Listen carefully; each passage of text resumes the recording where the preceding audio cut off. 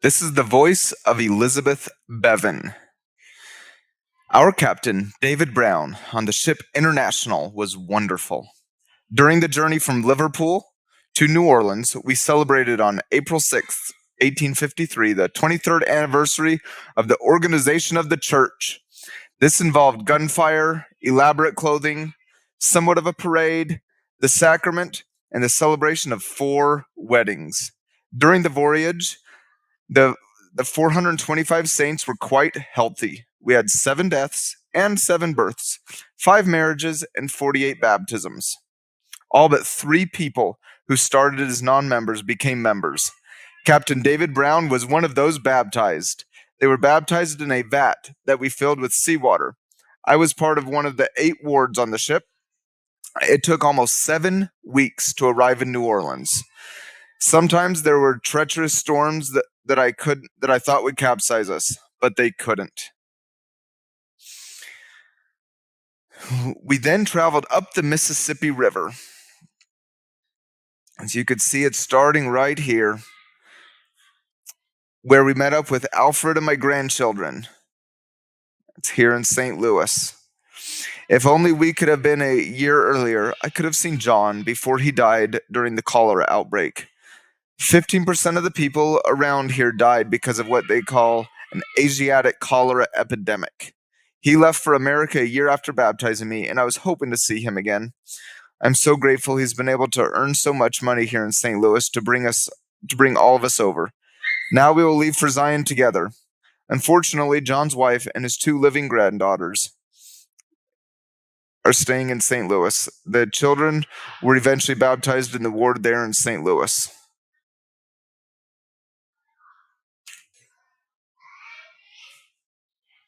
Did I say his granddaughters? I meant my 2 living granddaughters from him and his wife.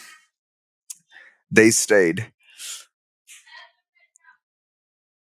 Up until this year, immigrants that had come up the Mississippi went to Canesville, now called Council Bluffs, via the Missouri River.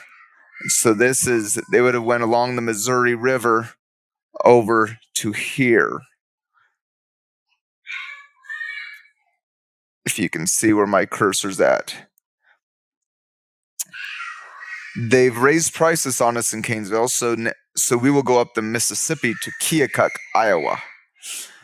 The Missouri River can be rough, but now we have 300 miles extra to walk to get across Iowa. Keokuk is just across the river and south from Nauvoo. Thankfully, Alfred knew the Mississippi well and was accustomed to traveling along here. In Keokuk, we became part of the Claudius Victor Spencer Company. Brother Spencer, returning home from a mission, and was 29 years old.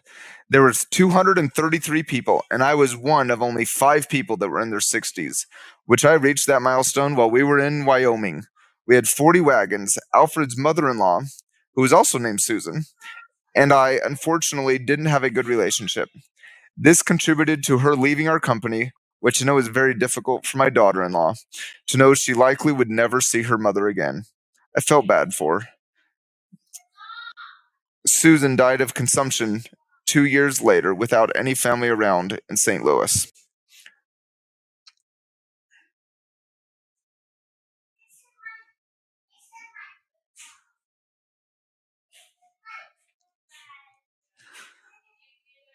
Our trek lasted almost 4 months. On the trek, we saw, as Thomas King in our company wrote, Indians by the hundreds, buffalo by the thousands, and mosquitoes by the billions.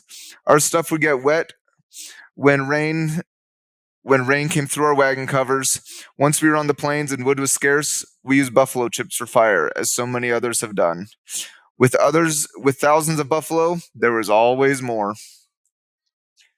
Alfred, being a blacksmith, was always near the back because he was always helping people who had wagon problems. We had several interactions with Indian groups on our trek. Some encounters were friendly and some weren't. But overall, we had a good trek, and most in our company got along very well. We left no one behind. Previously, we've discussed Elizabeth, her husband William, and their son Alfred. We have focused largely on the areas they've lived in and on the journey from Elizabeth's perspective. Until the time she reached Utah Territory, until the time she reached Utah Territory. Now we will go into more depth of Alfred's life until reaching Utah. Alfred was born in Trowbridge in 1824. Alfred had 3 older siblings when he was born and ended up with 6 more siblings. At age 17, in 1841, in Cheltenham, he met missionaries from the Church of Jesus Christ of Latter-day Saints. He read all their literature, compared it to the Bible, and after prayerful consideration, decided that this was the Lord's restored church. He was baptized by Charles Phelps and confirmed by Henry Webb. He immediately began to save money and planned to head to Zion. Because of his desire, he looked for a job with higher pay so he could travel. He was obviously blessed because he found a job working with boat engines, in which he enjoyed much more and received almost double the wages he was earning.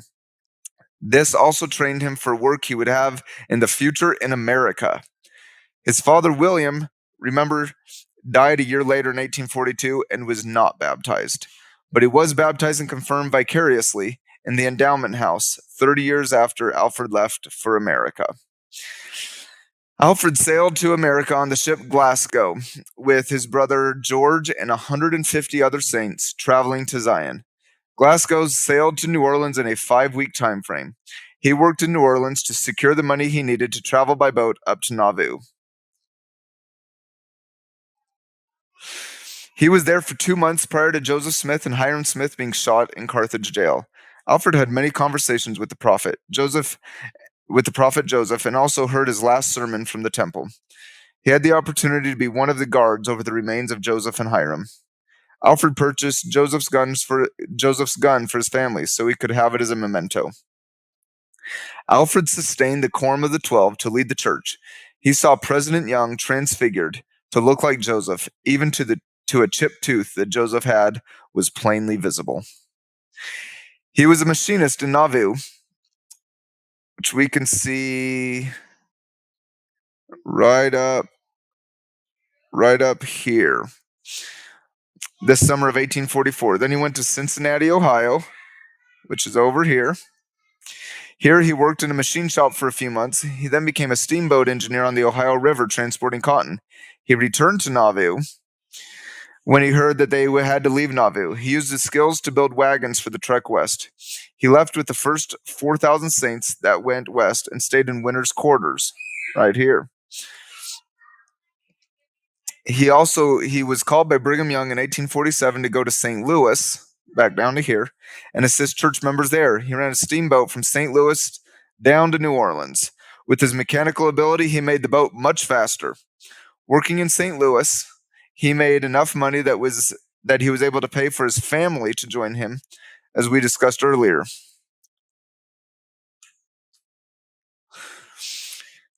In St. Louis, he courted Susan Field, and they married in 1848 in a Catholic church building, which seems interesting since they were faithful members of another church.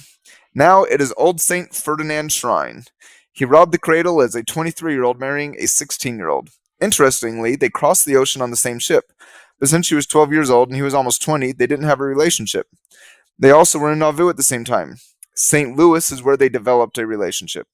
In St. Louis, Elijah, Alfred, and John were born to Susan and Alfred. Sadly, Elijah died a day after he was born, which was the week after Thanksgiving. He was trained as a machinist and given knowledge of making tools, gears, and all kinds of parts for machines and engines. He was then taught how to assemble engines. The engines were brought to him, knocked down, and he had to assemble them and put them in running order. He was also taught how to make parts and build a complete engine. When he moved to Cheltenham, he worked in a cutlery factory where he tempered steel for the blades of the knives and also worked in the finishing department. Thus, St. Louis had many good and many terrible things. Now we're back to Elizabeth's perspective, her voice. The Claudius Victor Spencer Company arrived in Utah in September 1853. Our family of me, Elizabeth, my sons Elijah and Alfred, and my daughter Jane, Jane's husband Charles, Alfred's wife Susan, and their 2-year-old Alfred and 1-year-old John. Utah is a territory at this time. It was formed in 1850. You may remember that this is 3 years after the first saints arrived in the Salt Lake Valley. A year after the Saints arrived, the Mexican-American War was won by America, which meant that the Saints became citizens in American territory again. Brigham Young is the governor. We spent that winter in Salt Lake, and then in May moved to Kaysville with my other son George, who arrived in Salt Lake not long before we did. Here, Alfred built a blacksmith shop built out of logs in an adobe house with a dirt floor and dirt roof. When he started his blacksmith shop, he had to go to the mountains to burn large pits of charcoal. He walked to Iron County, 260 miles away, picked out iron, bought a team and a wagon to bring it back, and then formed his tools.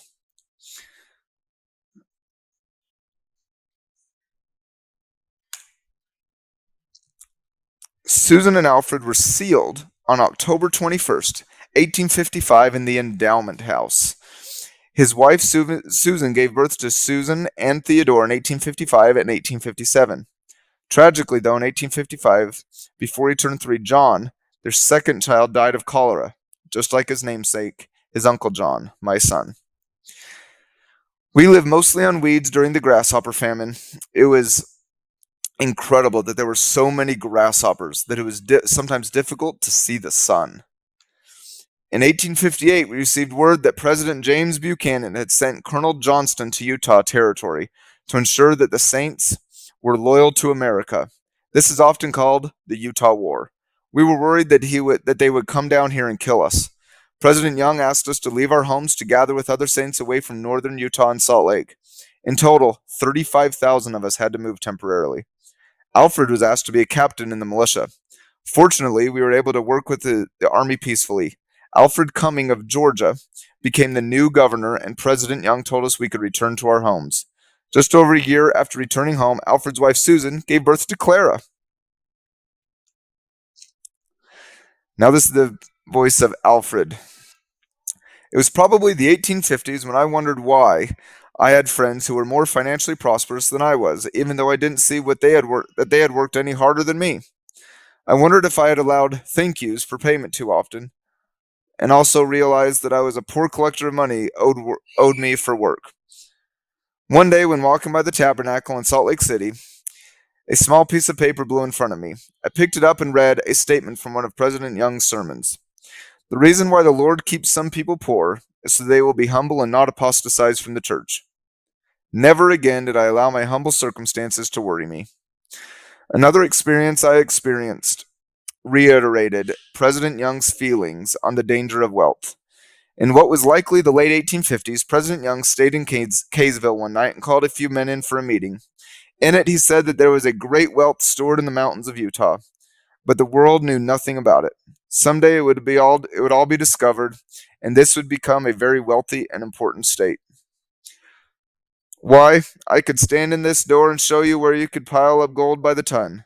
Much of it could be found not more than 4 feet under the ground. But I would destroy the people of this church before they became established. Some of this gold will be discovered and be used to pave the streets of Jackson County, Missouri. Brigham Young asked us to help settle other settlements. In April 1860, my brother George and his wife and child, my wife Susan and I, with our 4 children, Alfred, Susan, Theodore, and Clara, and with some other members, we went to northeastern Cache Valley. Cache Valley is named this because fur traders cached their furs here. We later found out where we settled was out of Utah Territory. It had just become Washington Territory, and 3 years after we came here, it became Idaho Territory. We were barely 1 mile out of Utah Territory. Franklin became the first white settlement in Idaho Territory.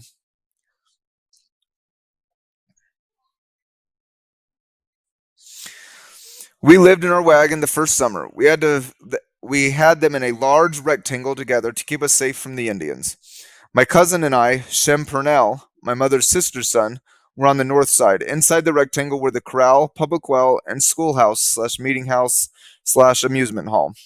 Each of our families was allotted 10 acres to farm south of the rectangle, which was called a fort. Shem and I built a blacksmith shop here as well. Unfortunately, the threshing machine that I built when in Utah needed repair. Travel costs money. We had to sell Susan's best silk dress and our family cow. Susan was all right with losing the dress, but the loss of the cow made her cry because, as she said, I knew my children would have to go without milk. We fed Indians who asked for food to help keep them from being violent. This was particularly difficult because we had so little food ourselves. In 1862, we had another daughter born, Elizabeth. Around 1863, we moved back to Kaysville. It was at about this time that our youngest child, Elizabeth, died. Thankfully, we still had, from oldest to youngest, Alfred, Susan, Theodore, and Clara. And soon after arriving in Kaysville again, Susan gave birth to Margaret. Over the coming years in Kaysville, Susan gave birth to 4 more children, Edgar and Jesse. Only August and Ella survived to adulthood. I was blessed to be very good at handwriting, so I was asked to write the guide for school children to learn how to write. I continued to run my blacksmith shop and taught my son Alfred, who we called Alf. Alf probably helped create the first nails made in Kaysville, which we could sell for $5 a pound. I gained a reputation of as a man who could do anything. One friend had a child who was born with a foot that was turned backward, and I was asked to make an orthotic to turn it straight. It turned out to be a success. Another friend broke his jaw. I made a brace for his jaw so it couldn't move while it healed.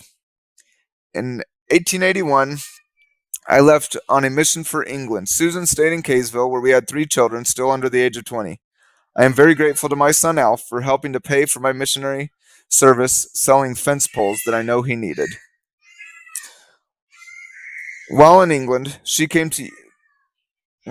I met Marina Ware. She came to Utah later, and even though she was 37 years younger than me, I took her as a second wife. We were married on August 4th, and then on August 30th, and on August 30th she was endowed and we were sealed. This occurred in 1833, even though just the year before 1883, even though just the year before the US government passed the Edmunds Act, which was intended to eliminate polygamy. In the spring, she moved up to Preston, Idaho, and then in 1885, our only child together, Alice, was born. In June 1885, I moved up to Preston with Susan and bought a ranch 2.5 miles southeast of Preston. I worked some at Alf's blacksmith shop and on the farm. I retired and left the ranch to my sons. I was also the senior member of the Oneida State High Council for a while, as well. In 1892, I built it, what some said was the finest home in Preston.